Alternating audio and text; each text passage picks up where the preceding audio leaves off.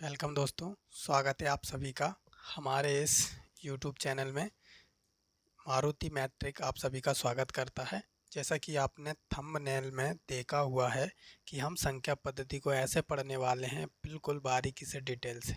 देखिए, संख्या पद्धति के बारे में वैसे तो बहुत सारी यूट्यूब पर भी वीडियो अपलोडेड है और आपने कई बार पढ़ा भी हुआ है, लेकिन ऐसा वर्गीकरण और दूसरा ये कि जैसा हम डिटेल्स में अभी पढ़ने वाले हैं ऐसा आपने शायद ही कभी पहले पढ़ा हो। यहाँ पर यूनिक चीज़ें मिलने वाली हैं, इसलिए चैनल को सब्सक्राइब कर लीजिए, बेल आइकन को दबा लीजिए और वीडियो को लाइक कर दीजिए और शेयर कर दीजिए, जिससे आपके जानने वाले पढ़ने वालों को भी सहायता मिल सके। इस वीडियो से बहुत सारे डाउट क्लियर होने वाले हैं आपके इस वीडियो में। तो देर ना करते हुए शुरुआत करते हैं हम हमारे लेक्चर की। आगे बातें होती रहेंगी, चलिए तो शुरू करते हैं। देखिए, सबसे पहले हम देखते हैं संख्याओं का वर्गीकरण। जैसे कि आपको दिख रहा होगा, यहाँ संख्याओं का वर्गीकरण है। संख्या दो प्रकार की हो। सबसे पहले वास्तविक और अवास्तविक, या हम कह सकते हैं काल्पनिक। ऐसी संख्याएं जो हम यूज़ करते हैं उन्हें कहते हैं वास्तविक। ऐसी संख्याएं जो हमारे मन के द्वारा कल्पना कर ली जाती है वो कहलाती है काल्पनिक, यानी कि हम अपनी मर्जी से बना लेते हैं, उन्हें क्या कहते हैं, काल्पनिक संख्या। तीसरा, यहाँ पर वास्तविक और काल्पनिक संख्याओं के मिलने से सम्मिश्र संख्याएं बनती हैं जो आपके कोई यूज़ की नहीं है। तीसरा, वास्तविक संख्याओं को दो भागों में विभाजित किया गया है, परिमेय और अपरिमेय। याद रखना, यहाँ ये जो परिमेय आपको नज़र आ रहा है ये है अनावर्ती अशांत दशमलव, जो कि परिमेय में यहाँ पर नोट किया हुआ है। ठीक है, तो इसे याद रखना। ये किस में आता है, तो ये आता है आपका अपरिमेय संख्याओं में। किस में आएगा, अपरिमेय संख्याओं में आएगा। इसके बाद देखना, परिमेय दो प्रकार का, पूर्णांक और दशमलव। पूर्णांक दो प्रकार का, सम और विषम, सब पढ़ने वाले हम डिटेल से। दशमलव, शांत और अशांत, अशांत आवृत्ति, आवृत्ति और अनावर्ती, ये अपरिमेय में शामिल होता है, लेकिन इस तरीके से हम नहीं पढ़ने वाले हैं। यहाँ आपको दिख रहा होगा प्राकृत संख्या, भाज्य अभाज्य जुड़वा अभाज्य, भिन्न को विभाजित किया गया, साधारण दशमलव, सतत, उचित अनुचित और मिश्रित। याद रखना। शुरुआत कर देते हैं हम हमारे लेक्चर की। आगे डिटेल से हम पढ़ने ही वाले हैं, तो सारी चीज़ें आपकी क्लियर होने वाली। देखिए दोस्तों, सबसे पहले आती हैं प्राकृत संख्या। जैसा कि आप सबको पता है प्राकृत संख्या, लेकिन यहाँ पहली बार पढ़ने वाले हो प्राकृत संख्या। तो चलिए, ये है आपकी प्राकृत संख्या। कौन सी संख्या है, प्राकृत संख्या। तो इन प्राकृत जो संख्या हैं, आपको पता है इन्हें बोला जाता है नेचुरल। क्या बोला जाता है, नेचुरल बोला जाता है।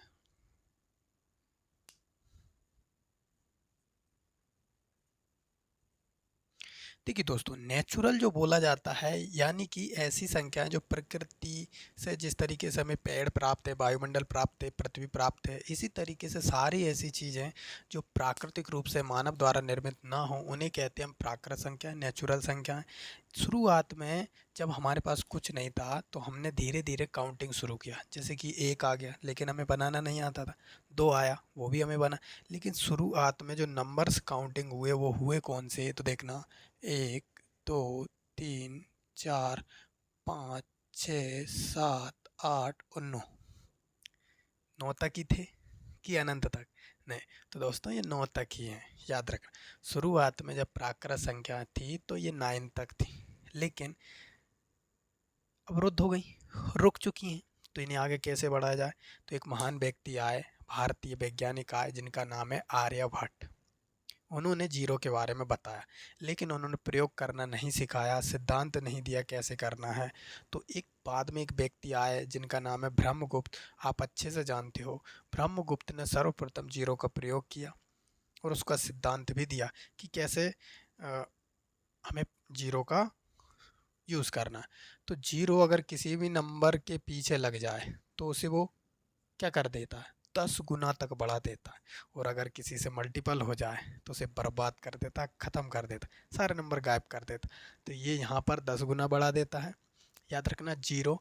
और जीरो की वजह से ये जो काउंटिंग है आपकी, ये पहुँच गई है कहाँ तक, तो ये काउंटिंग पहुँची है आपकी अगली संख्या जीरो के बढ़ने से 10 और अनंत।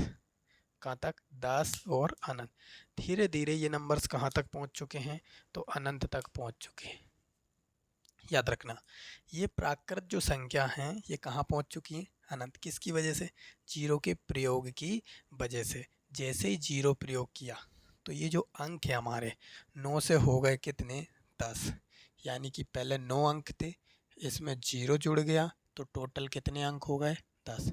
यानी कि हमारे पास पहले कमी थी। अंक कितने थे? ओनली 9 अंक थे, हम उनका क्या करते? लेकिन हमारे पास जैसे ही जीरो आया, जैसे ही हमारे पास जीरो शामिल हुआ तो ये जो अंक हैं वो क्या हो गए? पूरे हो गए, कमी पूरी हो गई है। तो हमने कहा कि चलो ठीक है, हमारे पास अंक पूरे हो गए हैं, तो हमने बाद में इन्हें क्या कहा? तो बाद में हमने कहा पूर्ण संख्याएं। क्या कहा? पूर्ण। अब पूर्ण क्यों कहा? क्योंकि यहाँ पर जो होल जैसा दिखाई दे रहा है आपको, गोल। देखिए, एक बार हम क्या कर रहे थे कि एक जोक देखा था पढ़ते टाइम कि एक बच्चा बोल रहा था इंजीनियरिंग का कि सर मैंने ऐसी वो बनाया है जिससे हम दीवार के आर पार देख सकते हैं। टीचर, अच्छा ऐसा क्या बना लिया तुमने? वो आके दिखाता है, उसने क्या कर रखा था कि दीवार में होल कर रखा था, इस तरीके का होल। उसने कहा कि देखिए सर, हम इस होल के जरिए दीवार में से आर पार देख सकते हैं। तो ये क्या है? होल। और ये भी क्या है? होल। तो इसीलिए जैसे ये जिसमें मिलता है वो होल बना देता है, इन्हें कहते हैं होल नंबर। और ये जीरो शामिल होने के बाद ये नंबर कैसे हो जाते हैं? तो पूरे हो जाते हैं। तो यानी कि सभी प्राकृत संख्याओं में अगर जीरो जुड़ गया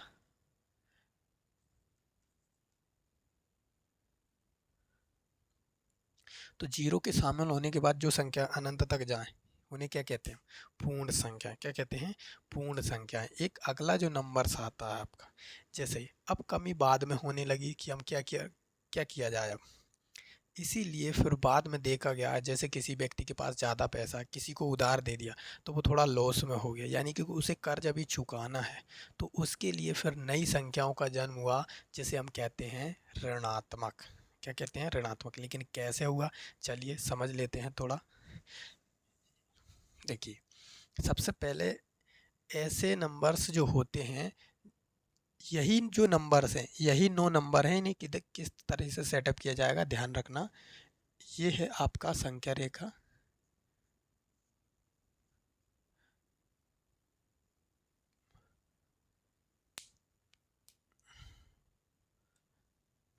-1, -2, -3 और कहाँ तक जाएगा? अनंत तक। इस तरफ +1, +2, +3 और कहाँ तक जाएगा? अनंत। बीच में क्या है आपका? बीच में है दोस्तों जीरो। आपको पता है, बस कुछ नहीं किया है, यहाँ समझना। पहले प्राकृत संख्याएं थी, प्राकृत संख्याओं को कमी पूरी किसने की? जीरो ने। अभी भी कमी थी, तो इन्हीं नंबरों को उठा के हमने क्या कर दिया? इस तरफ रख दिया जीरो के। बस इस ऋणात्मक का कोई मतलब नहीं है, सिर्फ ये मतलब है कि अगर इस तरफ होगा तो हम कहेंगे ऋणात्मक, इस तरफ होगा तो हम कहेंगे धनात्मक। और ये है आपका क्या? शून्य। आया समझ में? मतलब ऋण में कुछ नहीं होता, बस अंतर ये है कि किसी के आगे अगर ऋण लग गया तो बस वो ये दर्शाता है कि संख्या रेखा पर वो संख्या, यही नंबर्स हैं, काउंट करोगे तो यही नंबर है। बट ऋण ये दर्शाएगा कि वो हमें कहाँ मिलेंगे? वो मिलेंगे हमें शून्य के इस तरफ। कहाँ मिलने वाले हैं? तो हमें मिलने वाले हैं वो शून्य के इस तरफ मिलने वाले हैं। याद रखना दोस्तों, शून्य के किस तरफ मिलने वाले हैं? इस तरफ मिलने वाले हैं हमको सारे नंबर्स। एक सेकंड,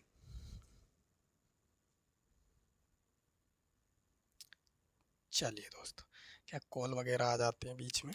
देखिए, तो यहाँ पर आपके क्या हो चुके हैं? पूरे नंबर हो चुके हैं। जैसे ही पूरे नंबर होंगे आपके, पूरे नंबर होने के बाद आपको दिखाई दे रहा होगा कि ये ऋणात्मक वाले नंबर, अगर ऋण कहीं दिख जाए आपको तो इसका मतलब वो कहाँ है? बस कुछ नहीं है, जैसे कि मैंने यहाँ पर लिख दिया ऋण 9, माइनस का 9। इसका मतलब ये है कि ये अंक तो प्राकृतिक ही है, अंक तो आपका प्राकृतिक ही है ना।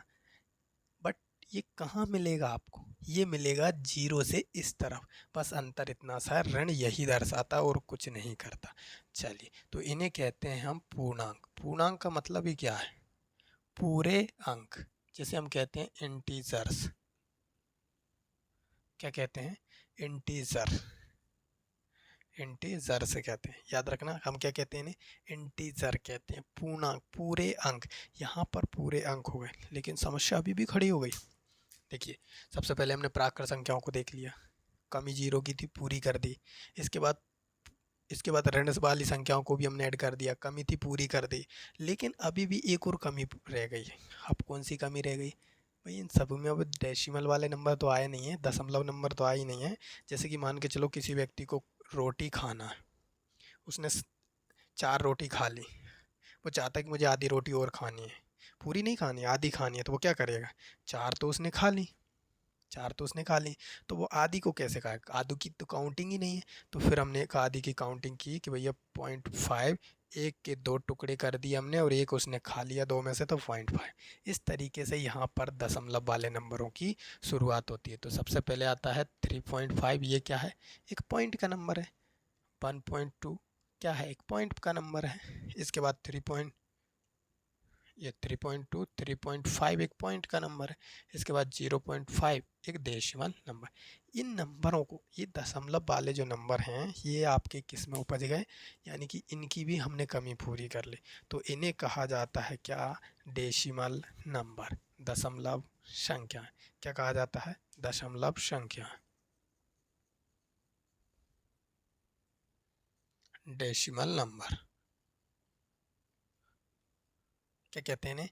डेसिमल नंबर, दशमलव संख्याएं। अब बात आती है यहाँ पर कि प्राकृत संख्या हो गए, यानी कि 0, 1 से लेकर अनंत तक जाए। बट यहाँ पर ये याद रखना, पहले ये 9 तक थे, 0 के आने के बाद ये अनंत हुए हैं। इसके बाद पूर्ण जो संख्या है, जिसमें होल मिल जाए, यानी कि 0 और मिल जाए। अंक कितने होते हैं? 10। 9 तक तो ऑलरेडी थे, 0 और मिल गया मतलब कितने हो गए? पूरे। तो ऐसे आप याद रख सकते हो। या अगर होल दिख जाए, होल ऐड कर दिया जाए, ये होल ही है, तो इसे क्या कहेंगे? Whole number. इसके बाद पूर्णांक, जिसमें ऋणात्मक भी हो, धनात्मक भी हो और 0 भी शामिल हो, उसे क्या कहते हैं? हम पूर्णांक नंबर कहते हैं। इसके बाद आते हैं दशमलव। कमी पूरी करते जा रहे हैं हम, प्राकृत, पूर्ण, पूर्णांक और दशमलव, सारी कमी हमने पूरी कर दी। चलिए, अब बात आती है कि हम एक एक करके सभी को समझ लेते हैं कि कौन कौन से नंबर्स हैं। सबसे पहले देखेंगे हम प्राकृत संख्याएं। कौन सी संख्या है? प्राकृत संख्याएं। देखिए, प्राकृत संख्याएं,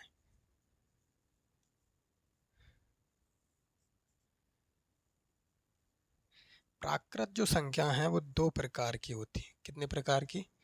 2 प्रकार की होती है। एक होती है भाज्य, एक होती है अभाज्य। सर, ये भाज्य अभाज्य क्या है? ये भाज्य अभाज्य क्या है? तो भाज्य अभाज्य वो हैं, यहाँ समझ लेना, कई बार बच्चे गलती करते हैं इसमें कि भाज्य और अभाज्य क्या होता है। भाज्य प्राकृत संख्या कौन कौन सी हैं, यहाँ पर नोट कर लीजिए। 1, 2, 3, 4, 5, 6, 7, 8 और 9, यही नंबर्स हैं आपके। ठीक है, अभी तो अनंत तक गए हुए हैं। देखना, ये जो प्राकृत नंबर हैं, ऐसी संख्याएं, ऐसी संख्याएं, ऐसी संख्याएं जिनके कम से कम 3 भाजक हों, यानी कि ऐसी 3 संख्याएं जो इनको काट सकती हो। 3 संख्याएं, 3 संख्या किसी नंबर को अगर काट दिया, तो हम उसे क्या कहेंगे? हम उसे क्या कहेंगे? भाज्य संख्या। और ऐसी 3 संख्याएं जो किसी तीसरे नंबर को ना काट सकें, 3 संख्याएं ना बने, यानी कि अगर आप कहो किसी संख्या को 3 संख्याएं विभाजित कर दें, तो उसे भाज्य कहेंगे। किसी संख्या को कम से कम 2 संख्याएं विभाजित करें, तो उसे अभाज्य। और कम से कम 3, देखो, कम से कम 3 भाजक, लिख लेना, कम से कम 3 भाजक होने चाहिए। कितने? 3। यहाँ कितने होने चाहिए? कम से कम 2 भाजक होने चाहिए। कम से कम वाली बात है, अधिकतम कितने भी हो सकते हैं। तो यहाँ देखो, कम से कम 3 भाजक। चलिए, इसकी डेफिनेशन के हिसाब से हम समझ लेते हैं कि ये नंबर्स क्या होते हैं। इन्हें बोलते हैं, भाज्य संख्याओं को बोलते हैं हम क्या? Composite number. और इन्हें बोलते हैं प्राइम नंबर। देखिए, कम से कम, सबसे पहले हमने प्राकृत को ही बांटा है, तो प्राकृत को ही हम चेक करेंगे। देखिए, 1, 2, 3, 4, 5, 6। देखना दोस्तों, अब आप बताइए, 1 को मैं कितनी संख्याओं से काट सकता हूँ? यानी कि एक किस किस के पहाड़े में आता है सर? एक के पहाड़े में आता है, बिल्कुल एक के पहाड़े में आता है। एक का पहाड़ा नहीं आता आपको? चलो सुनाओ टास्क। एक एकम एक, एक दुआ दो, एक तिया तीन, प्रैक्टिस करना आ जाएगा। हम कई बार बच्चों को प्रैक्टिस करवाते थे स्कूल में एक का पहाड़ा। चलिए अब अपने दोस्तों से पूछना। देखिए ये जो एक है सिर्फ और सिर्फ एक ही नंबर से विभाजित है, दिख रहा होगा आपको, एक ही नंबर से विभाजित है। इसके बाद देख लेते हैं, अब ये आपको आगे समझ में आएगा। दो जो है वो एक के पहाड़े में भी आता है और दो के पहाड़े में भी आता है, तो एक से तो सभी नंबर्स कटते हैं। इसके बाद एक के पहाड़े में तीन आता है और तीन के पहाड़े में भी आता है। चार एक के पहाड़े में भी आता है, दो के पहाड़े में भी आता है और चार के पहाड़े में भी आता है, समझना। पाँच एक के पहाड़े में भी आता है और पाँच के पहाड़े में भी आता है। छः एक के पहाड़े में आता है, दो के पहाड़े में आता है, तीन के पहाड़े में आता है और छः के पहाड़े। देखना इसका एक भाजक है, इसके दो भाजक हैं, इसके दो भाजक हैं, इसके तीन हैं, इसके चार दो हैं और इसके चार हैं, समझ रहे। तो अब आप चेक करो कि इनमें से कौन सा नंबर भाज्य और कौन सा अभाज्य। अब देखते हैं, तो बताओ एक भाज्य या अभाज्य? एक भाज्य या अभाज्य? सर आपने कहा है कि कम से कम तीन भाजक होने चाहिए, तो इसके तो तीन नहीं है एक है, इसके तो तीन नहीं है एक है। चलो अगले को नंबर का देख लेते हैं। दो, दो एक सम संख्या। अब दो सम संख्या तो इसके कितने भाजक हैं? दो। तो सबसे पहला नंबर हमें मिल गया भाज्य, क्योंकि सॉरी भाज्य नहीं, ये अभाज्य का है। दो भाजक हैं इसके, कितने हैं? दो हैं। कितने भाजक हैं? दो। तो हम क्या करेंगे कि यहाँ पर दो भाजक वालों को किस में रखेंगे? अभाज्य संख्याओं में। आगे चलते हैं, तीन, तीन के भी दो भाजक हैं। अगले चलते हैं चार, तो चार के अभाज्य। अगला पाँच, तो पाँच के अभाज्य। अगला छः, तो छः। और सम संख्याएं और पूर्ण वर्ग संख्याएं इसमें आने वाली हैं। इसके बाद बहुत सारी होती हैं, आगे हम ये समझने वाले हैं। देखिए तो इस तरीके से आप भाजक के अनुसार काउंट कर सकते हो। अगर इसकी डेफिनेशन को ऐसे बनाते हो, डेफिनेशन को अगर आप ऐसे बनाते हो कि एक के अलावा किन्हीं दो संख्याओं से विभाजित हो जाए, वो भी बात सही है। एक के अलावा स्वयं से विभाजित हो, उन्हें क्या कहते हैं? अभाज्य संख्या। देखो अब यहाँ पर हम बात करते हैं कि सबसे छोटी, सबसे छोटी, सबसे छोटी कौन सी? सबसे छोटी भाज्य संख्या, सबसे छोटी भाज्य। इसके बाद सबसे छोटी, सबसे छोटी, स्टार लगा लेना इस पॉइंट को, सबसे छोटी और सम अभाज्य एकमात्र संख्या है। सबसे छोटी अभाज्य विषम अभाज्य संख्या कौन सी है? तो तीन है और सारी ही विषम होती हैं। इसके बाद 7 आएगा, 11 आएगा और इस तरीके से आगे बढ़ती चली जाएंगी। चलिए इस तरीके से आगे बढ़ती जाती। चलो काउंट कर लेते हैं हम। सबसे पहले क्या होता है कि कहाँ तक ये अभाज्य संख्या होती हैं, देख लेते हैं।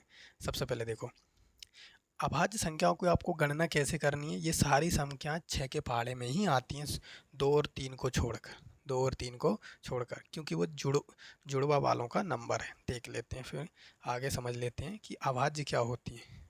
देखो सबसे पहले हम क्या करेंगे, आपको पता है कि नंबर काउंट कर लेना, 1 से लेकर 25 तक अभाज्य संख्याओं की संख्या 9 होती है। कितनी? 1 से लेकर 25 तक 9 होती है। 25 से लेकर 50 तक 6 होती है। 50 से लेकर 75 तक 6 होती है और 75 से लेकर 100 तक 4 होती है और 100 से लेकर 200 तक 21 होती है। आ रहा है समझ में? और यहाँ से लेकर 1 से लेकर 100 तक टोटल कितनी होती हैं? तो 25 होती हैं। कितनी होती हैं? 25। ये आपको यहीं तक याद रखना है, ज़्यादा याद रखने से कोई फ़ायदा नहीं है। निकालने का तरीका हम आगे बताने वाले हैं। वैसे आप निकालो तो इस तरीके से निकाल लेना, 6n ± 1। लेकिन ये ज़रूरी नहीं है, लेकिन सभी अभाज्य संख्याएँ इस रूप की ज़रूर होंगी, लेकिन ये ज़रूरी नहीं है। सारी अभाज्य संख्या किसी को भी आगे समझेंगे।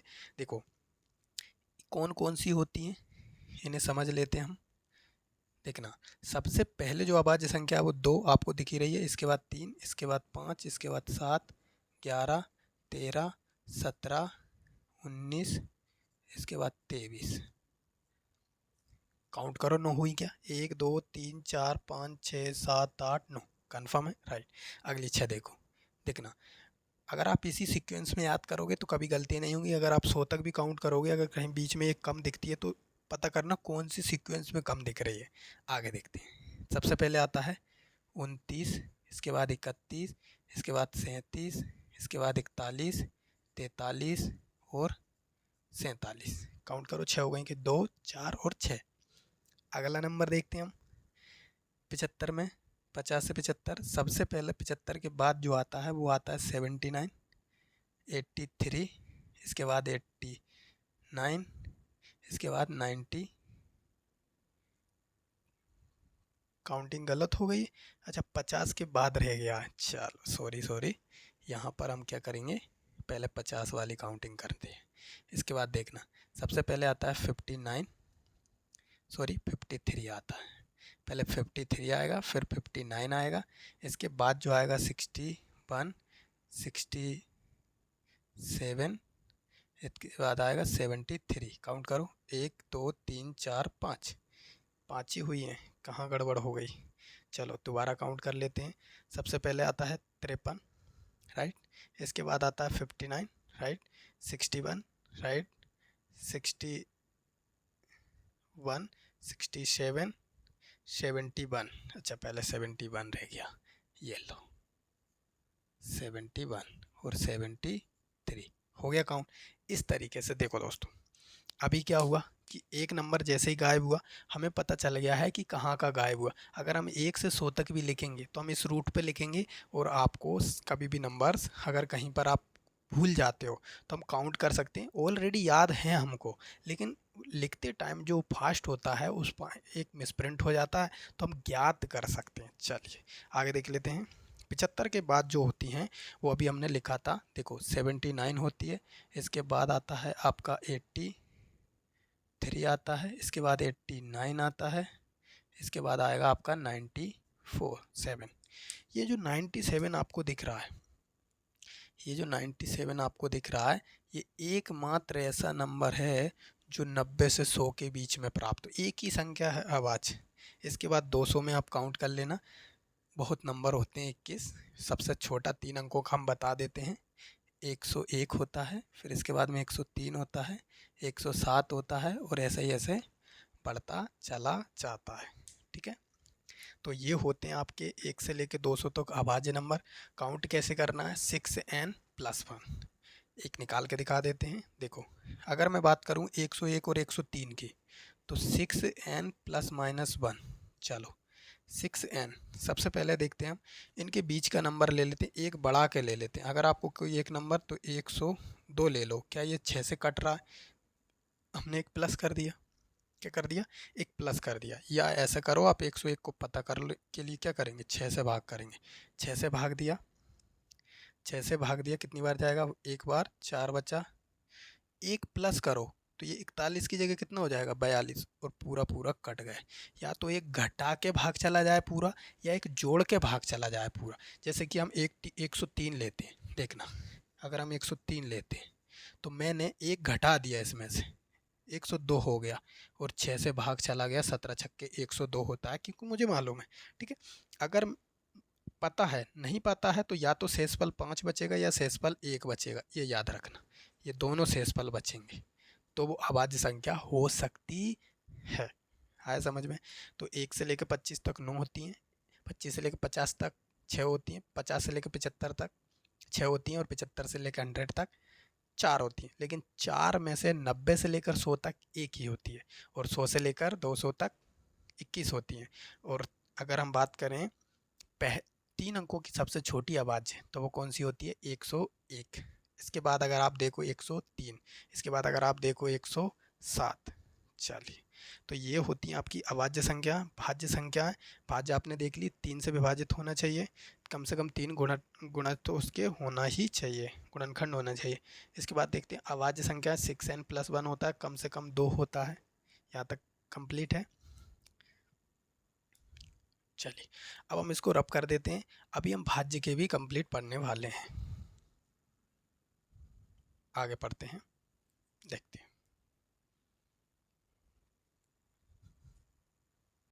देखिए दोस्तों, प्राकृत संख्याओं को 2 भागों में विभाजित किया गया। कितने भागों में, 2 भागों में, भाज्य और अभाज्य, कंपोजिट और प्राइम।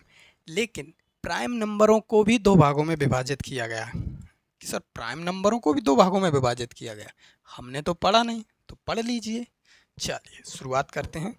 देखिए यहाँ पर जो अभाज्य संख्या होती है, एक होती हैं सह अभाज्य संख्याएं। कौन सी होती हैं? तो सह अभाज्य संख्या। दूसरी होती हैं आपकी जुड़वा सह अभाज्य संख्याएं। जुड़वा सह अभाज्य। सह अभाज्य का मतलब क्या होता है? देखिए दोस्तों, आपने एक वर्ड सुना होगा सह परिवार। सुना? सह परिवार का मतलब क्या होता है? यानी परिवार के सारे सदस्य, सह परिवार। ठीक है, यहाँ पर सह का मतलब क्या है? तो सभी नहीं, दो संख्याएं तो होना चाहिए। कितनी? दो संख्याओं का ग्रुप लेते हैं। जैसे कि कोई भी दो संख्याएं हो सकती हो, प्राकृत संख्याओं में से कोई भी दो नंबर आप उठा सकते हो। कैसे? जैसे कि मैंने उठा लिया 2 और 3, ये क्या है? एक सह अभाज्य। सर ये कैसे पता कि ये 2 और 3 सह अभाज्य है? कैसे पता कर सकते हैं हम? तो देखना, यहाँ पर सह अभाज्य की कंडीशन ये है कि आप कोई भी ऐसे दो नंबर नोट कर लीजिए जिनका HCF कितना आता हो, 1 आता हो। कैसे? सर समझ में नहीं आया, चलिए समझ लेते हैं।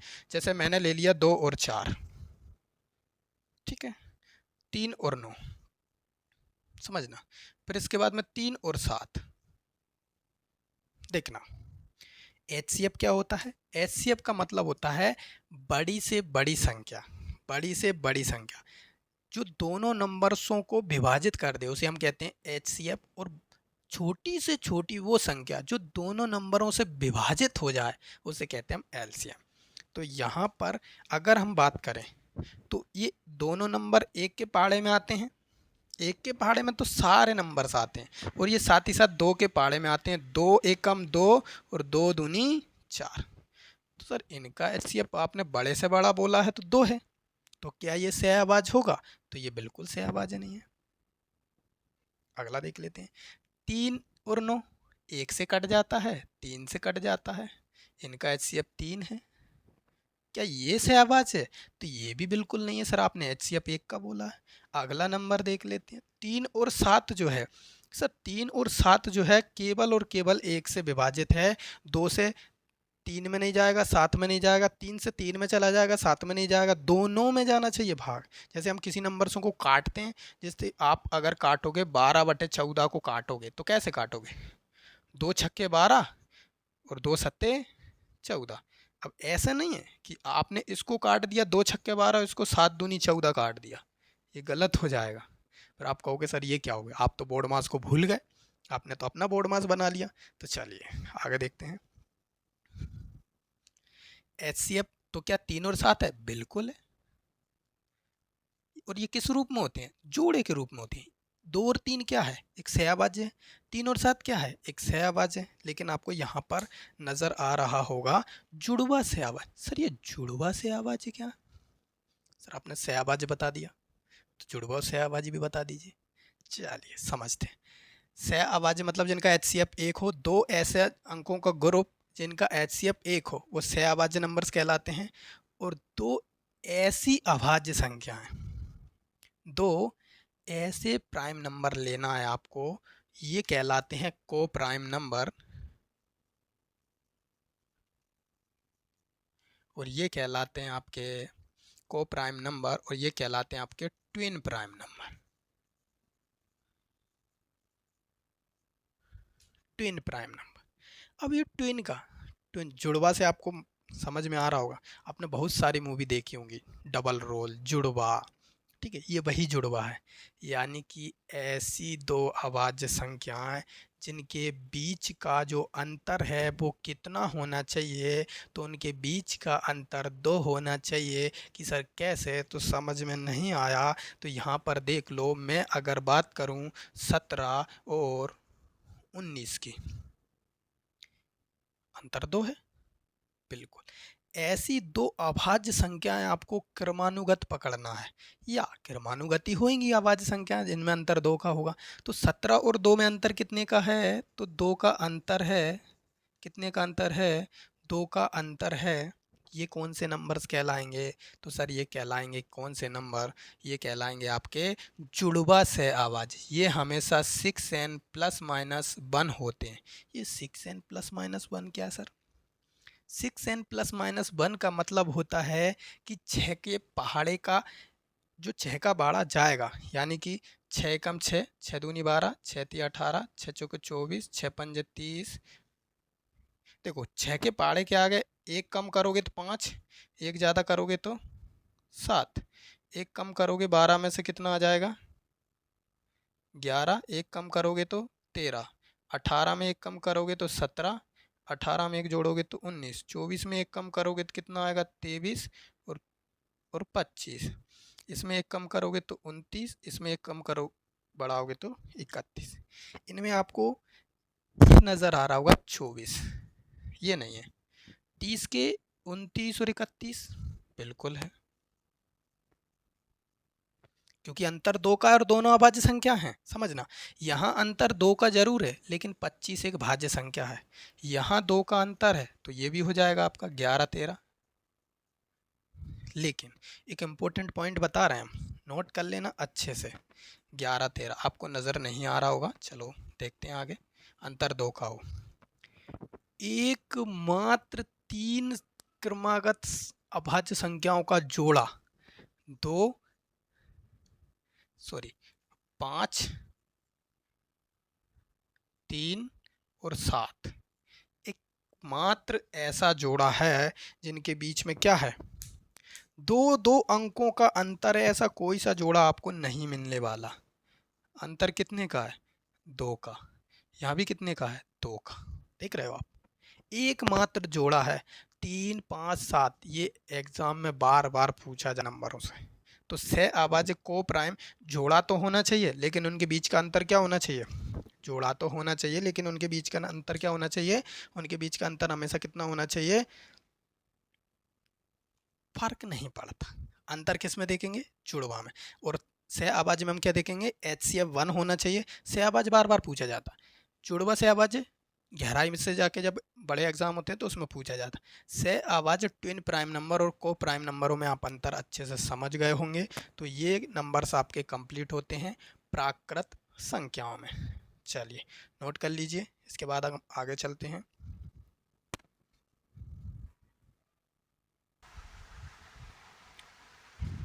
नोट कर लिया?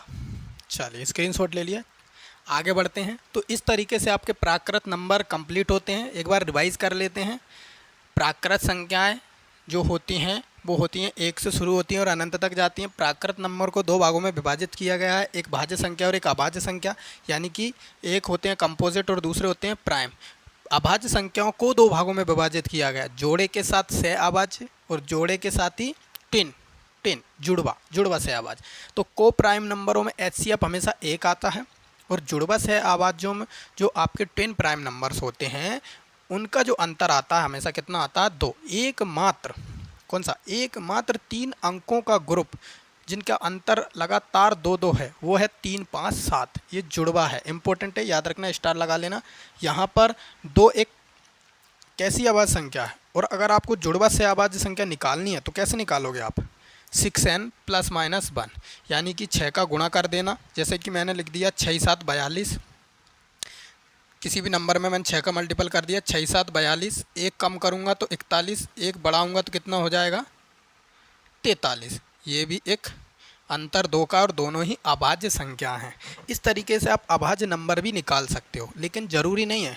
सारे अभाज्य नंबर जो होते हैं ना, सारे अभाज्य संख्याएं होती हैं वो इसी तरीके से होती हैं, 6n प्लस 1 के माध्यम से ही होती हैं। आप कोई भी नंबर उठा के देख लो, कोई भी नंबर, जैसे कि 100 तक कितने भी नंबर होते हैं। जैसे कि मैं आपसे कहूँ 97 अभाज्य या भाज्य, तो ऐसे तो हम पता नहीं कर सकते, लेकिन आप लगा सकते हो। कैसे? 6 का भाग जा रहा है किस में? 6 का भाग जा रहा है, कितना बचा? या तो शेषफल 5 बचना चाहिए, याद रखना, या फिर शेषफल 1 बचना चाहिए। तो 6 एकम 6, 3 बचा 36, शेषफल 1 बच गया, यानी कि एक अभाज्य संख्या। इस तरीके से सारी अभाज्य संख्या हम नहीं बता सकते, इसका एक अलग रूल होता है वर्ग वाला, वो हम आगे समझेंगे। इसके लिए आगे बढ़ते हैं।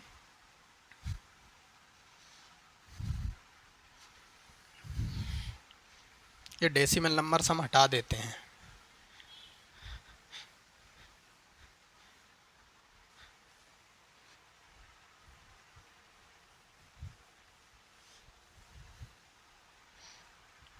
देखिए अब समझ लेते हैं पूर्ण संख्या। देखिए पूर्ण संख्या तो पूर्ण संख्या है, उनमें कुछ नहीं है। आप सारे नंबर्सों को लो, जीरो को लो और उसमें जीरो शामिल कर लो प्राकृत संख्याओं में, वो कौन से नंबर बन जाते हैं? पूर्ण। और पूर्ण संख्याओं में आप ऋणात्मक शामिल करो, कौन से बन जाते हैं? पूर्णांक बन जाते हैं। तो आइए आगे चलते हैं, अब समझते हैं हम पूर्णांक संख्याओं को। पूर्णांक नंबर्स कौन कौन से होते हैं? पूर्णांक कौन कौन से होते हैं? देखिए पूर्णांक नंबरों को दो भागों में विभाजित किया गया। कौन कौन सा?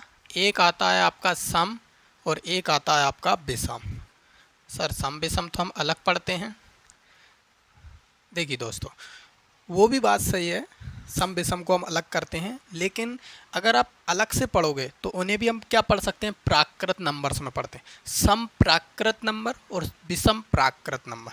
लेकिन नए जो आधारित हैं, यानी कि जो अगर आप डिटेल से पढ़ोगे तो उसमें जो पढ़ने वाले हो वो कौन से पढ़ने वाले हो? सम और विषम। चलिए सम और विषम का मतलब क्या है?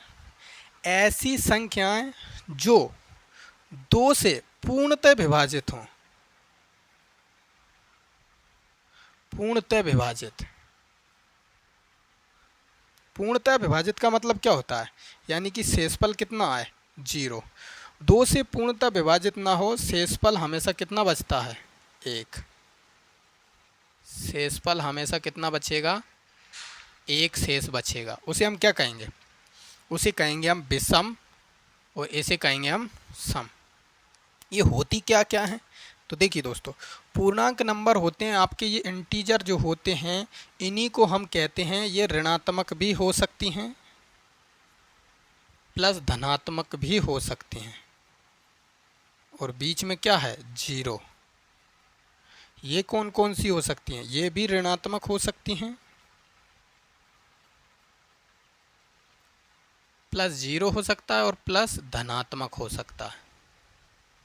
लेकिन अगर आप नॉर्मल पढ़ोगे तो उन्हें बोलते हैं सम प्राकृत संख्या और विषम प्राकृत संख्या। उनमें ऋणात्मक नहीं आता और साथ ही साथ उसमें 0 नहीं आता, क्योंकि 0 एक प्राकृत नंबर नहीं है, उसमें हम 0 काउंट नहीं करते। अगर आप सबसे छोटी सम संख्या 0 को देते हो, अगर आप ये कहते हो कि सर सबसे छोटी सम संख्या 0, 1, 2, 4, 6, 8 और अनंत तक जाएंगी बढ़ते बढ़ते। यहाँ पर जो जाएंगी वो विषम संख्या जाएंगी 1, 2, 3, 5, 7 और कहाँ तक जाने वाली है? अनंत तक। लेकिन समझना ये 0 इसमें काउंट नहीं होगा। आप कहोगे सर ये जो नंबर है ये सम प्राकृत नंबर है, यानी कि 0 सम प्राकृत नंबर में 0 आता ही नहीं है, तो संप्राकृत हुए, 0 काउंट नहीं करा। अगर आप 0 को सबसे छोटी सम संख्या मानते हो तो ये भी गलत है, क्योंकि सबसे छोटी सम संख्या पता ही नहीं है। और अगर आप सबसे छोटी सम संख्या दोगे तो 2 आंसर दे सकते हो, क्योंकि सबसे छोटी संख्या अगर आपने 0 सम लगाई, 0 अगर आपने सम लगाया तो समझ लेना सबसे छोटी संख्या सम नहीं होती। 0 आप लगा सकते हो, लेकिन ये कहाँ तक जाएगी? अनंत तक जाएगी। -2 और कहाँ तक? अनंत। कहाँ तक जाएगा? अनंत तक जाएगा। इस तरफ भी अनंत जाएगा। ये -1 है, 0 इसमें नहीं आता, -1 आएगा और -3 आएगा, और ये कहाँ तक जाएगा? अनंत तक जाने वाला। इस तरीके के आपके नंबर्स होते हैं, याद रखना। सबसे छोटी सम संख्या, सबसे छोटी सम संख्या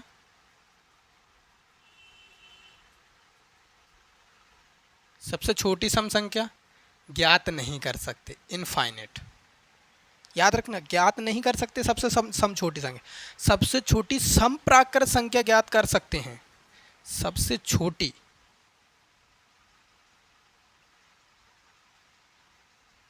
सम प्राकृत संख्या तो आप कह सकते हो सर 2 है, क्योंकि ये प्राकृत नंबर है 2। प्राकृत नंबर ऋणात्मक नहीं होते हैं, समझ में आ रहा? प्राकृत नंबर ऋणात्मक नहीं होते हैं।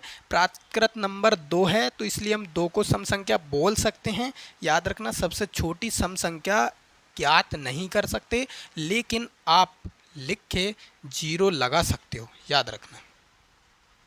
क्या लगा सकते हो? शून्य भी आप इसमें लगा सकते हो, क्योंकि हमें अनंत का पता नहीं है। अगर ऑप्शन में जीरो है तो हम जीरो को उत्तर दे सकते हैं। चलिए अगला देखते हैं। इसके बाद अगर हम देखें, सबसे छोटी विषम संख्या एक होती है। सबसे छोटी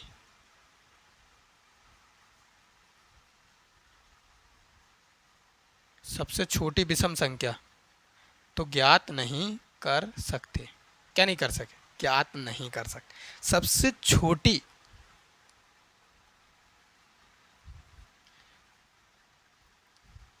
विषम प्राकृत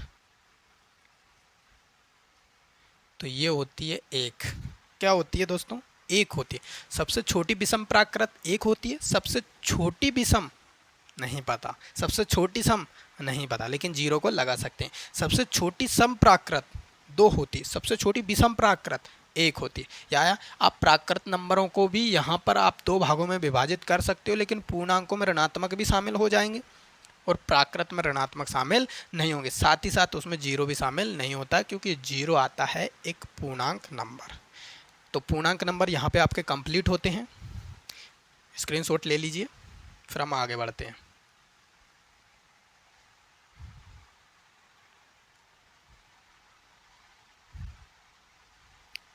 देखिए दोस्तों, बच्चों के कई सारे डाउट होते हैं, लेकिन हम इसको क्लियर करके चलेंगे कि सर ये जीरो क्यों होता है और क्यों नहीं होता। हम इसको अच्छे से समझेंगे। हमने तो पढ़ा सर ये आगे नहीं जाता। देखो, सम संख्या उसी कहते हैं जिसमें पूरे तरीके से भाग जाए, राइट। जैसे कि मैंने कहा 4 एक सम संख्या है या नहीं है, तो बिल्कुल है। मैं 4 को ऐसे लिख सकता हूँ, इसमें 2 से भाग दे दूंगा और 2 से भाग दे दिया मैंने, तो 2 कहाँ पहुँच गया? मल्टीपल में। ये 2 मल्टीपल में ही पहुँचा। मल्टीपल में आप गुणा करोगे तो कहाँ पहुँच जाएगा? ये वापस से क्या हो जाएगा? भाग ऐसे ही देते हैं, उस तरीके से भाग मत देना आप। इसके बाद अगर मैं यहाँ पर 3 देखूँ, 3, तो 3 को मैं कैसे लिख सकता हूँ? 3 को मैं लिख ही नहीं सकता, मुझे 3 पूरा ही लिखना पड़ेगा, क्योंकि शेषफल इसका मल्टीपल लिख सकते हो आप। अब बाहर 2 का गुणा करके लिख दो, लिख सकते हो क्या? लिखना संभव नहीं है, इसीलिए विषम संख्याएं होती हैं दोस्तों, याद रखना। यहाँ पर अगर मैं बात करूँ जीरो की, तो मैं इसको ऐसे लिख सकता हूँ। कि जैसे ही जीरो का 2 से मल्टीपल होगा, ये एक सम अंक है। सम अंक से किसी भी सम अंक का मल्टीपल या विषम अंक का मल्टीपल होता है तो वो सम ही आता है, याद रखना।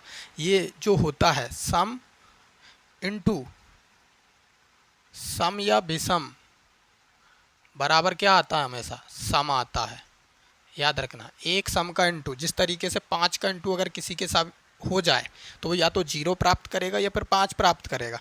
0 का इंटू किसी के साथ हो जाए तो वो क्या प्राप्त करेगा?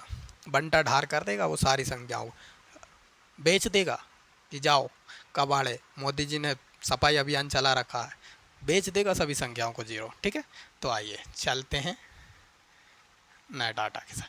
अगर हम बात करें ऋणात्मक 6 की, तो ऋणात्मक 6 को मैं 2 इंटू -3 लिख सकता हूँ।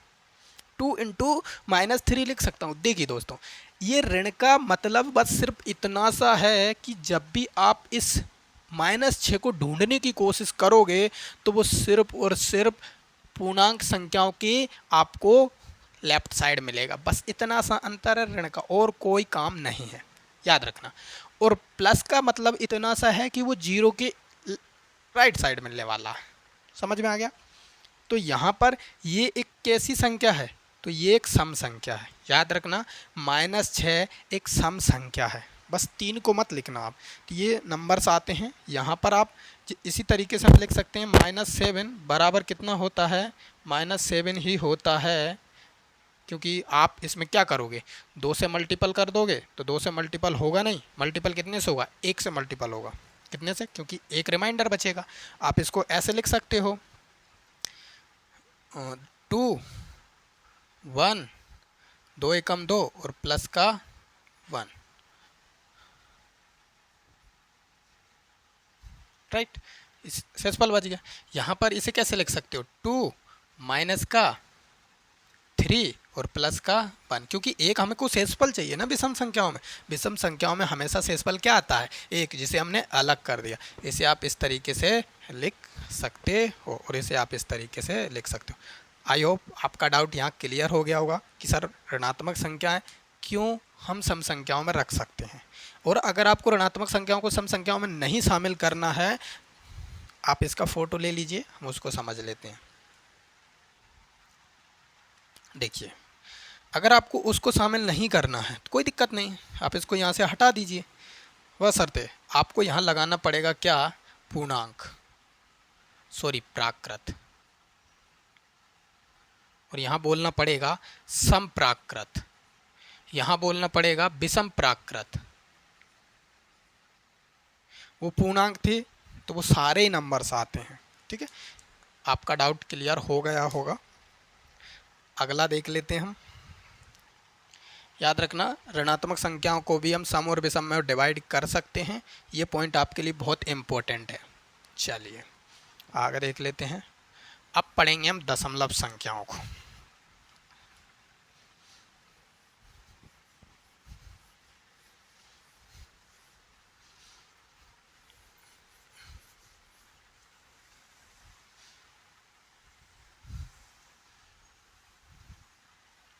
देखिए दोस्तों, दशमलव संख्याएं जो होती हैं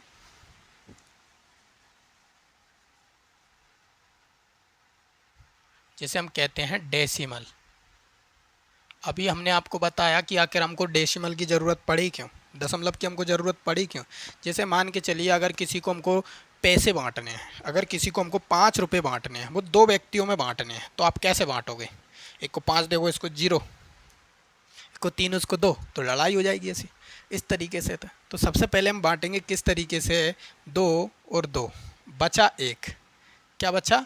1 बचा है। अब इस 1 को बांटेंगे आधा आधा, तो 0.5 इसके पास आएगा, 0.5 इसके पास आएगा। इसीलिए आपको ज़रूरत किसकी पड़ी है? दशमलव की पड़ी है। अब दशमलव की भी अलग अलग कैटेगरीज होती हैं कि सर दशमलव की भी बिल्कुल सभी नंबर्स की कैटेगरी। देखिए दोस्तों, बहुत सारे लेक्चर्स आपके पड़े हुए हैं, इस तरीके से आपको मिल जाएगा, या ये तो आपको मिलेगा नहीं, आपको थोड़ा बहुत मैच करेगा, लेकिन ये हमने बहुत ही गहराई से बताया है, वो पूरे डाउट आपको क्लियर किए हुए हैं। समझना, ये नंबर्स आपके डेसिमल्स हैं, बहुत ध्यान से समझना। ये पूरा का पूरा एक चैप्टर है आपकी क्लास का। हम पहले ही बता चुके हैं कि आपके यहाँ से इस लेक्चर से आने वाले 10 चैप्टर क्लियर हो सकते हैं अगर आपने ध्यान से पढ़ा है तो। देखिए, आप नंबर सिस्टम कंप्लीट कर सकते हो संख्या पद्धति से, शेषफल प्रमेय, विभाजक प्रमेय, ये सारे नंबर्स, एचसीएफ, एलसीएम और एचसीएफ आप क्लियर कर सकते हो, औसत आप क्लियर कर सकते हो, सिंप्लीफिकेशन आप क्लियर कर सकते हो, और आपके बहुत सारे नंबर्स, वर्ग, घनमूल, वर्गमूल आप क्लियर कर सकते हो। ऐसे बहुत सारे चैप्टर्स हैं जिन्हें हम इन संख्याओं से क्लियर करेंगे आने वाले। बने रहिएगा मारुति मैथ ट्रिक में। अगर इतना आपको हेल्पफुल लगा है तो वीडियो को शेयर को लाइक ज़रूर कर दीजिएगा, चैनल को सब्सक्राइब ज़रूर कर लीजिएगा। चलिए आगे चलते हैं। दशमलव संख्याएं कौन सी होती हैं? देखो दोस्तों, दशमलव नंबर जो होते हैं वो 2 प्रकार के होते हैं।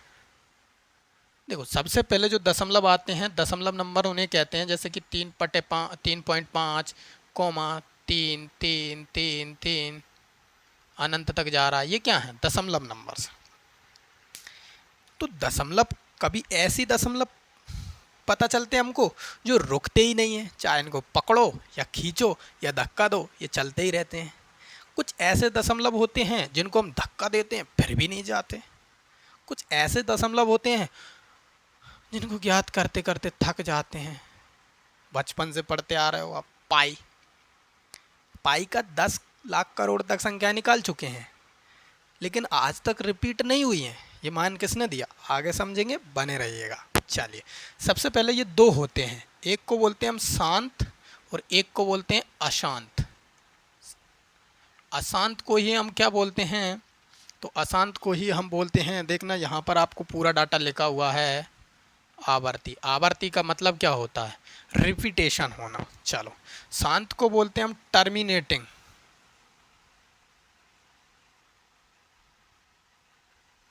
टर्मिनेटिंग, और इसको बोलते हैं नॉन टर्मिनेटिंग।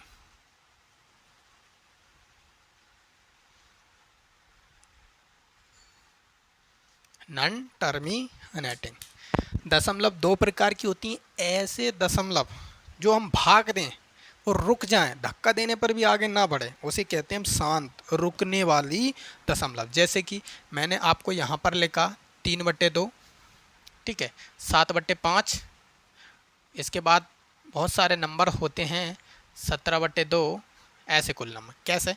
देखो, सबसे पहले मैंने आपको लिख दिया, इसको मैं भाग करूँगा तो कितना आ जाएगा 1.5, इसको भाग करूँगा तो कितना आ जाएगा 1.4, इसको मैं भाग करूँगा तो कितना आ जाएगा, तो यहाँ पर आपका कितना आ जाएगा 8.5। समझ में आ रहा है?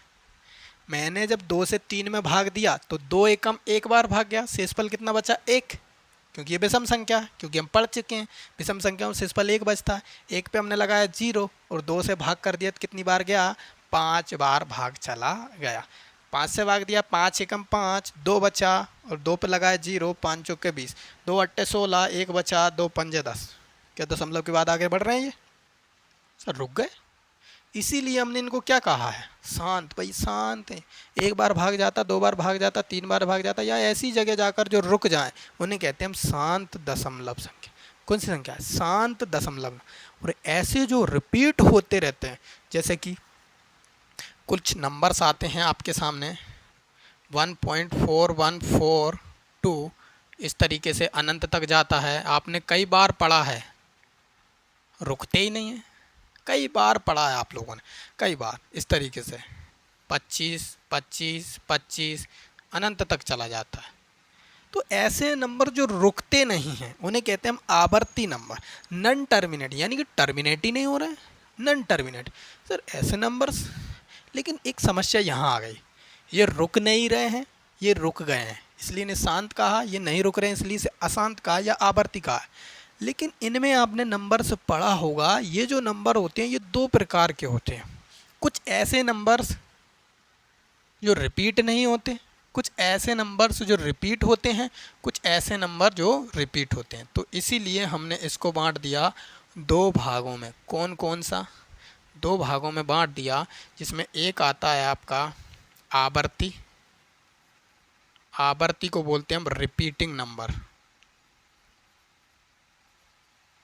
कौन सा? रिपीटिंग। और अनावर्ती, अनावर्ती को बोलते हैं हम नॉन रिपीटिंग नंबर।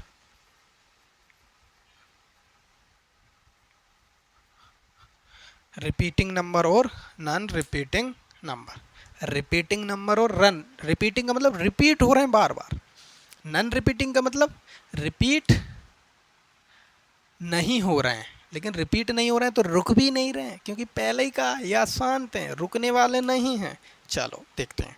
तो यहाँ पर ये जो आवर्ती नंबर हैं, आपने देखा होगा ऐसी आवर्ती जो रिपीट होते हैं, जैसे कि 1.3333 ऐसे जाएगा। इसके बाद आ जाएगा आपका कौन सा, आपने कई बार पढ़ा होगा, जैसे कि 6.666, इस तरीके से आपने कई बार पढ़ा है। बहुत सारे नंबर्स होते हैं और इनमें आपने पढ़ा होगा यही जो नंबर, इसको ले लेते हैं हम 4142 इनफाइनाइट, पता नहीं, ठीक है। इसके बाद जो आता है वो 3 आता है 1.732 अनंत। इसके बाद आता है, ये होता है √2, ये होता है √3 और ये होता है √5 का भी आप निकाल सकते हो। रूट वाले जितने भी नंबर्स आपके हैं, लेकिन इम्पोर्टेंट जो है वो है पाई। हम पढ़ने वाले हैं पाई को। पाई क्या होता है? 3.14159, इस तरीके से। पाई क्या है? पाई एक ऐसा नंबर, देखो पाई मिलेगा कहाँ आपको, कई बार बच्चे कंफ्यूज होते हैं। पाई से बहुत फॉर्मूले बनते हैं। ऐसी आकृति जहाँ भी आपको दिखे, ये जो व्रत है यही पाई मान लेना आप। ये क्या है? एक पाई है। पाई व्रत क्या है? पाई। ये कितना मुड़ा हुआ है, कहाँ से मुड़ा हुआ है, ये पता नहीं चलता। इसी से याद रख लेना, पाई का भी पता नहीं चलता कि नंबर कहाँ तक गए हैं आजकल। पाई की खोज किसने की है? आर्किमिडीज ने की है। किसने? इसकी जो मान है उसके बारे में बताया, आर्किमिडीज ने बताया। पाई दिवस कब मनाते हैं? तो 14 मार्च। तीसरा महीना कौन सा होता है? मार्च का। 14 मार्च आप याद रख सकते हो 5 अंकों तक। 14 मार्च 1:59 पर किसका जन्म हुआ था? पाई का, क्योंकि तभी तो हम पाई दिवस मनाते हैं। इसकी खोज आर्किमिडीज ने की थी, कंफ्यूज नहीं होना है। आर्यभट्ट ने भी इसके बारे में बताया, लेकिन आर्किमिडीज ने सबसे पहले इसके बारे में, मान के बारे में बताया है। ठीक है, तो ऐसे नंबर जो आवर्ती होते हैं, बार बार आ जाते हैं, उन्हें कहते हैं हम आवर्ती नंबर। ऐसे नंबर जो बार बार रिपीट नहीं होते उन्हें हम क्या कहते हैं? अनावर्ती नंबर। लेकिन ये दोनों के दोनों ही नंबर रुक नहीं रहे हैं, इसलिए हमने इसे क्या कहा? अशांत। अशांत हैं तो ये जा रहे हैं दशमलव के बाद, इसीलिए हमने इसे क्या कहा? डेसिमल। डेसिमल का मतलब ही क्या है? जो जहाँ दशमलव, डेसिमल लग जाए, यानी कि पॉइंट लग जाए, दशमलव। शांत दशमलव, ये रुक गए बेचारे, इन्हें कोई लेना देना नहीं है, ये रुक ही नहीं रहे, कितना ही भाग दो कोई फर्क नहीं पड़ता। इनमें जो सारे नंबर्स आते हैं वो आते हैं आपके, जितने भी नंबर्स आपने अंडर रूट में आज तक पढ़े हैं, इनका मान निकालते हैं भाग विधि द्वारा, पूर्ण वर्ग भाग विधि द्वारा मान निकालते हैं, वो हम सीखेंगे। लेकिन आपको यहाँ याद रखना पड़ेगा कि पूर्ण वर्ग संख्याएं भी हम पढ़ लेंगे। ठीक है, √2 का मान होता है 1.4142, √3 का मान होता है 1.732 अनंत। इसके बाद पाई का मान होता है तीसरा महीना 14 तारीख 1:59। इसको अच्छे से याद कर लेना, कई बार पूछा जाता है। पाई दिवस कब मनाते हैं? 14 मार्च। कब मनाते हैं? 14 मार्च, यानी कि 14 तारीख तीसरा महीना 1:59। 5 अंकों तक, 10 लाख करोड़ तक पता नहीं है आज तक। वैज्ञानिक लगे हुए हैं रात दिन इसके मान रोकने में, लेकिन संभव नहीं है। क्यों संभव नहीं है? मैं आपको एक रीज़न बता देता हूँ यहाँ पर, ये पता भी नहीं चलेगा। ठीक है, जिस तरीके से ब्रह्मांड का पता नहीं चल सकता कहाँ है, उसी तरीके से इसके बारे में पता नहीं चलता। देखिए दोस्तों, जैसे ही आप इसे जूम करोगे ये पॉइंट पॉइंट निकल के आएगा, यानी कि जो लाइन बनी हुई है बहुत सारे पॉइंटों से मिलकर बनी हुई, जितना जूम करते जाओगे इसका कोई छोर नहीं है। जिस तरीके से आप इंस्टाग्राम पे फ़ोटोज़ जूम करते हो, उसी तरीके से इसको जूम कर लेना। ठीक है, समझना। चलिए बाद में बात करेंगे हम लास्ट में। देखो, तो दशमलव संख्याओं को 2 भागों में, शांत और अशांत। शांत का मतलब जो रुक जाते हैं, टर्मिनेट हो जाते हैं। अशांत का मतलब जो रुकते नहीं हैं, नन टर्मिनेटिंग, चलते ही रहते हैं। अशांत को 2 भागों में, एक आवर्ती और एक अनावर्ती। आवर्ती का मतलब होता है रिपीट हो रहे हैं बार बार, अनावर्ती का मतलब होता है रिपीट तो हो रहे हैं, रिपीट नहीं हो रहे हैं लेकिन रुक नहीं रहे हैं। इनमें पाई आता है, कई बार पूछा जाता है पाई क्या है? तो पाई अनावर्ती अशांत दशमलव है। अनावर्ती है, अनावर्ती अशांत है, याद रखना। पाई का मान कितना होता है, भूलोगे तो नहीं? तीसरा महीना 14 तारीख 1:59। आर्किमिडीज ने खोज की थी, आर्यभट्ट ने इसके बारे में बताया था। ठीक है, आर्यभट्ट ने जीरो के बारे में बताया था, लेकिन प्रयोग करना नहीं बताया था, सिद्धांत ब्रह्मगुप्त ने दिया था। ये जीके के कुछ फैक्ट हैं। चलिए, तो रिपीटिंग नंबर, लेकिन बात यहाँ ये आती है, एक सेकंड दोस्तों, आगे कि ये जो आपने दशमलव संख्या देखी, शांत और अशांत। अशांत भी 2 प्रकार की होती है, आवर्ती और अनावर्ती। यहाँ पर जो नंबर्स आते हैं, जो नंबर्स अब आपको मिलेंगे वो मिलेंगे, एक मिलेंगे आपको परिमेय संख्याएं और एक मिलेंगी आपको अपरिमेय संख्याएं। परिमेय और अपरिमेय किसे कहते हैं? ध्यान देना, पाई किस में आता है? पाई एक ऐसा नंबर है, अपरिमेय नंबर, उसे देखेंगे हम कैसे अपरिमेय है। देखो, परिमेय संख्या वो होती हैं जो P/Q के रूप में लिखी जा सकती हैं। P/Q क्या होता है? P का मतलब होता है अंश बटे हर के रूप में। अंश बटे हर के रूप में जैसे लिखना संभव हो, उसे हम क्या कहते हैं? P/Q। ये अंश बटे हर क्या है? जैसे कि मैं आपसे बोलूँ 3, परिमेय संख्या या अपरिमेय संख्या, क्या इसके बटे में कोई नंबर है? तो बिल्कुल नंबर है। किसी भी संख्या के बटे में एक नंबर होता है। क्या होता है? 1। उसके आगे हमेशा प्लस का चिन्ह होता है। गुणनफल में हमेशा उसके 1 होता है, गुणा में हमेशा उसके 1 होता है, घात हमेशा उसकी 1 होती है। ये सारी क्रियाएं होती हैं किसी एक नंबर के साथ, किसी भी एक नंबर से, बशर्ते उसके आगे पहले से कोई चिन्ह नहीं होना चाहिए। अगर नहीं है तो इतनी सारी चीज़ें आपको मिलेंगी। ठीक है, तो ये होते हैं परिमेय नंबर्स, परिमेय संख्याएं। अब बात आती है परिमेय संख्या की, P/Q की। लेकिन कंडीशन ये है, ये यहाँ पर पूर्णांक होते हैं, कोई सा भी नंबर, ऋणात्मक ले लो धनात्मक ले लो, लेकिन Q की जगह पे आप कभी भी कोई सा भी नंबर तो ले सकते हो, लेकिन 0 नहीं ले सकते। अब 0 क्यों नहीं ले सकते? क्योंकि 0 अगर किसी भी नंबर को विभाजित करेगा तो उसमें इतनी क्षमता नहीं है कि वो उसको कभी काट पाए, कभी कम कर सकता है। इसीलिए वो चलता ही रहता। इसलिए उन्होंने मना कर दिया कि आप जीरो को कभी बटे में नहीं रखना। उदाहरण के लिए मैंने कहा कि दो, मैंने एक पूर्णांक ले लिया और मैं इसको जीरो से विभाजित करता हूँ। कितने से? जीरो थे। तो मैं देखता हूँ दो कैसे विभाजित कर पाएगा इसको। जीरो से भाग दिया मैंने, जीरो बार गया, घटाऊंगा, भागफल जीरो बार ही गया, फिर से दो बच गया, फिर से जीरो, फिर से दो बच गया। कब तक भाग देते रहेंगे आप? तो जीरो से अगर किसी संख्या में भाग दोगे तो आंसर पता नहीं कर सकते, अनंत जाएगा। लेकिन अगर जीरो में किसी नंबर से भाग दोगे तो आंसर कितना आएगा? जीरो। कैसे? चलिए इसको समझ लेते हैं अच्छे से।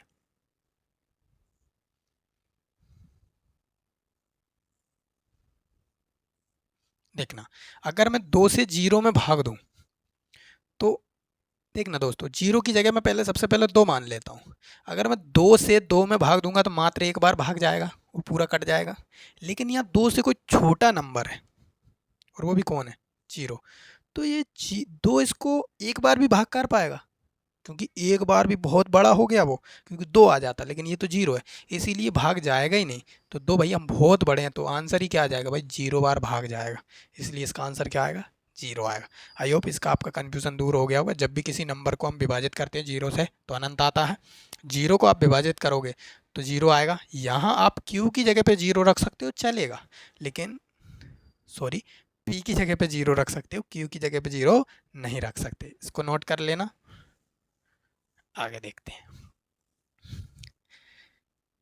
तो यहाँ पर अगर हम देखें, हमने दो दशमलव नंबर से जो देखे थे 1.5, अगर मैं पॉइंट हटाऊंगा तो 10 हो जाएगा, और इसको काटूंगा तो कितना आएगा? 3। इसको काटूंगा तो कितना आएगा? 2। क्या हमने इसे पी बटे क्यू के रूप में लिख दिया?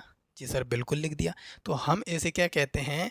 3/2 को हम एक परिमेय नंबर कह सकते हैं, यानी कि ये जो शांत दशमलव संख्या है इसमें शामिल हो सकती हैं। शांत दशमलव संख्याएं इसमें शामिल हो सकती हैं, प्लस शांत दशमलव संख्याएं इसमें शामिल हो सकती हैं परिमेय संख्याओं में, प्लस जो आवर्ती वाले नंबर थे जैसे कि 1.333, अगर ये बार बार है तो मैंने इसको बार लगा के यहाँ रोक दिया। क्या कर दिया? रोक दिया। तो मैं क्या करूँगा अब? इसको रोकने के बाद यहाँ से इसको लिखूँगा अगली स्टेप में 1 प्लस बार हटाऊँगा तो जिस अंक पे बार होता है उसके नीचे क्या लग जाते हैं? जितने अंक पे बार होता है उतने ही 9 लगते हैं। इसको मैं काटूँगा तो कितना आ जाएगा? 1/3, और 1 ऑलरेडी प्लस में है तो 3 एकम 3, 4/3। ये जो नंबर है मैंने किस में लिख दिया? अंश बटे हर के रूप में लिख दिया। तो मतलब क्या है? ये भी क्या है और ये किसका है? अशांत आवृत्ति का। रिपीटिंग हो रहा है लेकिन अशांत है, तो इसमें क्या आ जाएगा? अशांत आवृत्ति।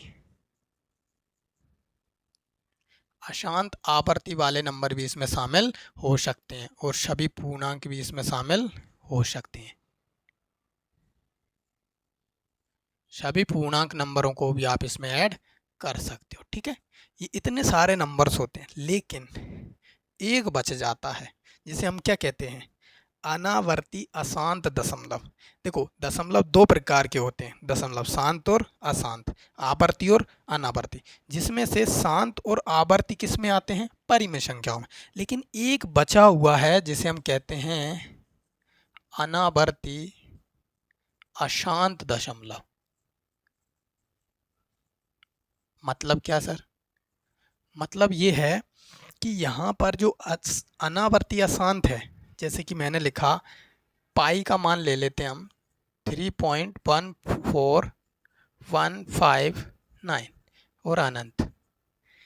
क्या आपको इसका पता है ये कितने अंकों बाद दशमलव है? तो ये मना कर देता कि नहीं, मेरे बारे में नहीं निकाल सकते आप बटे के रूप में, क्योंकि मेरी जीरो आपको पता नहीं है कि मैं कहाँ तक गया हूँ। तो इसीलिए पाई एक अशांत नंबर है। दूसरा, √2 का मान अगर हम देखें तो ये होता है 14142, इस तरीके का होता है और अनंत तक। ये भी क्या कहता है? जितने भी रूट वाले नंबर हैं वो सारे किस में आएंगे? अपरिमेय। √3 का मान भी आप ले सकते हो, √5 का मान भी आप ले सकते हो, ये सारे नंबर आप मान ले सकते हो। सारे के सारे अंडर रूट में जितने भी नंबर्स हैं वो किस में आने वाले हैं? अपरिमेय संख्याओं में आने वाले। और परिमेय संख्याओं में ऐसे नंबर्स आएंगे जैसे कि अनावर्ती को भी हम इस तरीके से लिख सकते हैं, दशमलव वाले चैप्टर में आप इसको डिटेल से पढ़ोगे। और परिमेय संख्याओं में p/q के रूप में लिख सकते हैं, अंश बटे हर बोलते हैं इसको p/q को। q की जगह पे कभी भी जीरो क्यों नहीं होना चाहिए, क्योंकि जीरो से भाग दोगे तो वो अनंत होगा, आंसर कुछ आएगा नहीं। ये सभी नंबर्स कैसे होते हैं, पूर्णांक होते हैं। कैसे होते हैं, पूर्णांक होते हैं। अपरिमेय में वो नंबर आते हैं जिसमें अशांत दशमलव वाले और अनावर्ती शामिल हो, सिर्फ जिनकी गणना करना संभव ना हो कि भाई कितने अंकों बाद हम जीरो लगाएं। पता होगा तभी तो लगाएंगे। यहाँ तो हमें पता था कि भाई एक अंक के बाद जीरो है, और यहाँ भी हमें पता था कि भाई एक अंक के बाद जीरो है, तो लगा दिया हमने। एक अंक के बाद दशमलव है, लगा दिया। लेकिन वहाँ पता नहीं है, अगर पता नहीं है तो आप कैसे लगाओगे। इसीलिए इन्हें क्या कहा जाता है, ये दो प्रकार के नंबर्स होते हैं। एक कौन कौन से, परिमेय और अपरिमेय। ये दोनों ही नंबर होते हैं वास्तविक। कौन से, वास्तविक नंबर होते हैं, परिमेय और अपरिमेय नंबर इन्हें कहते हैं। वास्तविक और काल्पनिक होते हैं, जिसमें से परिमेय और एक अपरिमेय संख्या होती हैं। पूर्णांक नंबर ये होते हैं। वास्तविक नंबरों को हम क्या कहते हैं, तो रियल नंबर। इन्हें हम क्या कहते हैं, परिमेय संख्याओं को हम कहते हैं रेशनल नंबर और इरेशनल नंबर। पूर्णांक संख्या को हम क्या कहते हैं, तो इंटीजर्स। इसके बाद अनावर्ती, ये जो अनावर्ती अशांत है, नॉन टर्मिनेटिंग आपके नंबर है, ठीक है। ये आपको शांत दशमलव, अशांत दशमलव और सभी पूर्णांक इसमें आ जाएंगे, क्योंकि कोई भी नंबर के नीचे हमेशा एक होता है। इस तरीके से मैंने लिख दिया 7 1, अपरिमेय या परिमेय। सर परिमेय या परिमेय कैसे कर पाएंगे, कि भाई 7 के बटे में हमेशा एक होता है, गुणा में एक होता है, घात एक होती है और चिन्ह एक होता है, इतना सारा होता है। तो जाहिर सी बात है हमें तो ये चाहिए था, अंश बटे हर मिल गया। लेकिन रूट के अंदर अगर कोई संख्या मिल जाए, अगर बात इसमें आ जाए, जैसे सभी नंबर्स आ जाएंगे और √9 भी आ जाएंगे, वर्गमूल वाली संख्या आ जाएंगी, क्योंकि इसे संख्या रेखा पर निकालने के बाद हमें एग्जैक्टली तो 3 मिला है, और 3 के बटे में क्या होता है, फिर से एक होता है। फिर से क्या होता है, यानी कि 16 पूर्ण वर्ग वाली जितनी भी संख्या है वो क्या पहुंच जाए, बाहर कितना निकलेगा, 4। सर हम ऐसे लिख सकते हैं इसको। तो ये किस में आएंगी, परिमेय संख्या में। ये किस में आएंगे, अपरिमेय संख्या में। जिसमें अपरिमेय संख्या में इम्पोर्टेंट आपका कौन है, पाई। पाई की खोज किसने की है, आर्किमिडीज ने। इसके दशमलव भिन्न मान के बारे में बताया आर्किमिडीज ने, आर्यभट्ट ने भी बताया है, ठीक है। इसके बारे में तो नोट कर लीजिए। परिमेय और अपरिमेय संख्याओं को बहुत कंफ्यूज होते हैं बच्चे, दशमलव से आप इनको क्लियर कर सकते हो अच्छे तरीके से। चलिए अब देख लेते हैं हम वास्तविक संख्याओं को, कि सर ये वास्तविक क्या होती है। देखो, वास्तविक नंबर उन्हें कहते हैं, वास्तविक नंबर वो होते हैं, जितने भी नंबर अभी तक आपने पढ़े हैं या रियल लाइफ में आप जितने भी नंबर पढ़ते हो, वो सारे के सारे वास्तविक नंबर कहलाते हैं। कौन से नंबर कहलाते हैं, वास्तविक। दूसरे होते हैं आपके काल्पनिक। कौन से होते हैं, काल्पनिक। एक होते हैं वास्तविक, एक होते हैं काल्पनिक। काल्पनिक को ही हम अवास्तविक कहते हैं। वास्तविक का मतलब जो हमें यूज़ किए जाते हैं, जैसे कि सभी प्राकृत संख्याएं जो होती हैं, वो सभी प्राकृत संख्या कौन सी नंबर्स होते हैं आपकी, पूर्ण संख्याएं होती हैं। सभी पूर्ण संख्या कौन से नंबर होते हैं आपके, सभी पूर्ण संख्या जो होती हैं वो पूर्णांक नंबर होते हैं आपके। कौन से नंबर होते हैं, पूर्णांक। सभी पूर्णांक नंबर कैसे नंबर होते हैं आपके, वास्तविक। कैसे होते हैं, वास्तविक। ये सारे के सारे कौन से नंबर होते हैं, परिमेय नंबर होते हैं। आप इन्हें परिमेय नंबर की कैटेगरी में रख सकते हो। कैसे नंबर होते हैं, परिमेय। और सारे परिमेय नंबर कौन होते हैं, तो सारे परिमेय नंबर होते हैं आपके वास्तविक नंबर। कौन से नंबर होते हैं, वास्तविक नंबर। इतना सारा डाटा, यानी कि जितने भी नंबर आप पढ़ते हो वो सभी के सभी कौन हैं। ये डायग्राम आपने पढ़ा होगा, वेन डायग्राम रीजनिंग में। ये सारे के सारे नंबर होते हैं वास्तविक नंबर। अब सर काल्पनिक नंबर्स क्या होते हैं। देखो एग्ज़ाम में नहीं आता है, एग्ज़ाम में इसका कोई लेना देना नहीं है काल्पनिक नंबरों का। लेकिन काल्पनिक जो नंबर होते हैं, आप अपने मन से कोई भी नंबर सोच लो, कोई भी नंबर आप सोच सकते हो। जैसे कि यहाँ पर आप सोच सकते हो कि सर मैंने 7 सोच लिया। अब ये 7 क्या है, इस 7 को हम बाहर निकालेंगे और ये अनंत तक जाएगा। ये तो सर काल्पनिक नहीं है, ये तो हमारी लिस्ट में हम पढ़ चुके हैं। तो अगर इसी के आगे आपने क्या लगा दिया, माइनस लगा दिया, तब दिक्कत हो जाएगी। ये तो सोचा हुआ नंबर है, कौन सा नंबर, सोचा हुआ नंबर। तो इस तरीके से हमने 9 मान लेते हैं हम। अब 9 को हम कैसे लिख सकते हैं, देखना मैंने लिख दिया 9 को 9 इंटू माइनस का 1 लिख सकते हैं। अभी भी ये माइनस का ही 9 है।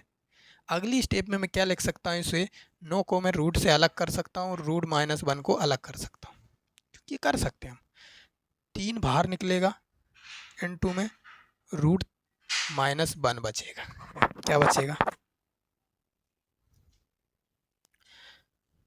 जैसे ही माइनस 1 बचेगा हम क्या करेंगे, इस पूरे को बोलते हैं आयोटा। जैसे आयोटा का मतलब क्या होता है, काल्पनिक नंबरों में ये आयोटा होता है, जिसे रूट के अंदर -1 का ये मान होता है आयोटा, इसे कहते हैं हम आयोटा। ठीक है, ये आयोटा आगे जाकर हम इसे लिख सकते हैं 3i, ऐसे लिख सकते हैं।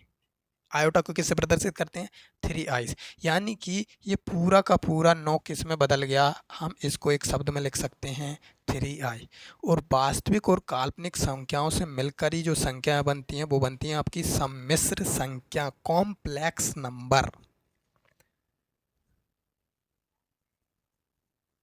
कॉम्प्लेक्स नंबर, सम्मिश्र संख्या, कॉम्प्लेक्स नंबर, सम्मिश्र संख्या। जैसे कि ये बनती हैं किससे, वास्तविक प्लस काल्पनिक से। एक वास्तविक ले लो, जैसे मान ले मैंने ले लिया 2, एक मैंने काल्पनिक ले लिया रूट के अंदर -9, ये इसका उदाहरण हो गया। कैसे, अब रूट -3 को मैं कैसे लिख सकता हूँ, इसका मैंने मान क्या बनाया अभी, रूट 3i, ये कहलाता आयोटा। ये एक वास्तविक नंबर है और आयोटा एक काल्पनिक नंबर है। ये आपकी सोची हुई चीज़ें हैं, अगर आप नहीं सोचते तो इतनी सारी दिक्कत नहीं करनी पड़ती। ठीक है, काल्पनिक नंबर है, अगर आपको समझ में आया तो अच्छी बात है, वरना ये एग्ज़ाम में नहीं पूछा जाता। ये सभी नंबर सभी प्राकृत पूर्णांक होते हैं, सभी प्राकृत पूर्णांक होते हैं, सभी प्राकृत परिमेय होते हैं, ठीक है। सारे नंबर, जितने भी नंबर्स आप पढ़ते हो, ये सारे नंबर कहलाते हैं आपके रियल नंबर, और ये कहलाते हैं आपके imaginary number, imaginary number, imaginary number यानी कि काल्पनिक नंबर। कौन से नंबर, काल्पनिक नंबर्स आपके होते हैं। चलिए, यहाँ तक आपको समझ में आ गया होगा। बस एक अंतिम और रह गया आपका, वो उसे और समझ लीजिए, 2 मिनट का और है। चलिए नोट कर लीजिए, स्क्रीनशॉट ले लीजिए, इसका नोट्स ज़रूर बना लीजिएगा, क्योंकि इतना डिटेल से आपको नहीं मिलेगा। बहुत सारा टाइम लगा इस वीडियो को बनाने में और इतना डाटा कलेक्ट करने में। 1 घंटे से ऊपर की वीडियो हो चुकी है। देखिए,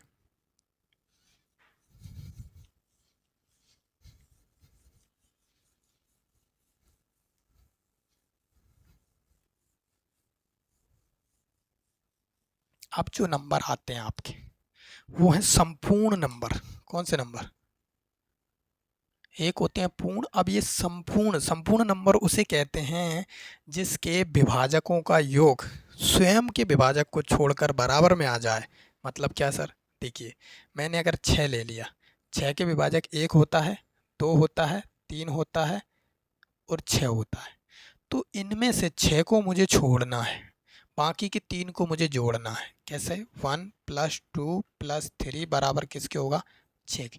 अगर ये इसके योग के बराबर आ जाए तो ये कैसा नंबर है, संपूर्ण, जिसे हम क्या कहते हैं, परफेक्ट नंबर, यानी कि कोई कमी ना होना, कोई कमी ना होना, परफेक्ट। ठीक है, देखो कौन सा नंबर आता है, अगला देख लेते हैं हम।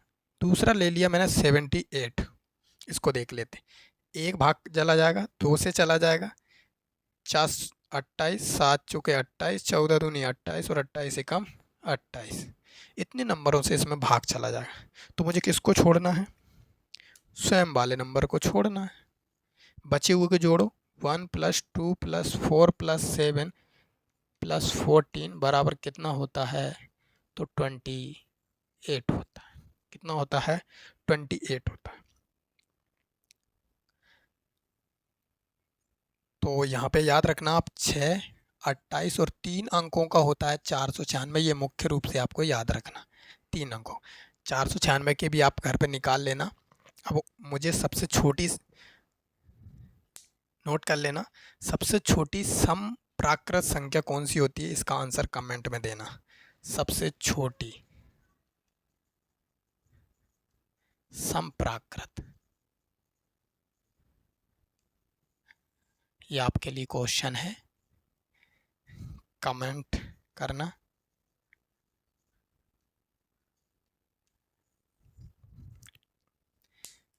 थैंक यू आप सभी के लिए अंत तक बने रहने के लिए। आपको वीडियो में, आई होप आपको वीडियो में बहुत सारी हेल्पफुल जानकारी मिली होगी। आपके नोट्स के लिए क्लियर जानकारी आपको मिल गई होगी, कैसे नोट्स क्रिएट करें।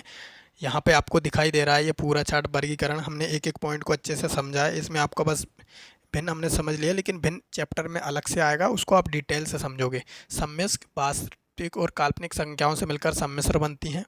परिमेय अपरिमेय हमने समझ लिया, पूर्ण, दशमलव, सारी चीज़ें हम समझ चुके हैं ऑलरेडी। थैंक यू आप सभी को। वीडियो अच्छा लगा हो तो लाइक शेयर जरूर कीजिएगा और चैनल को सब्सक्राइब जरूर कर लीजिएगा। ये हमारा पहला वीडियो है यूट्यूब के लिए। आने वाली बहुत सारी ट्रिक आएंगी आपकी मारुति मैट्रिक पर। तब तक के लिए धन्यवाद और मिलते हैं एक नई वीडियो के साथ। Thank you.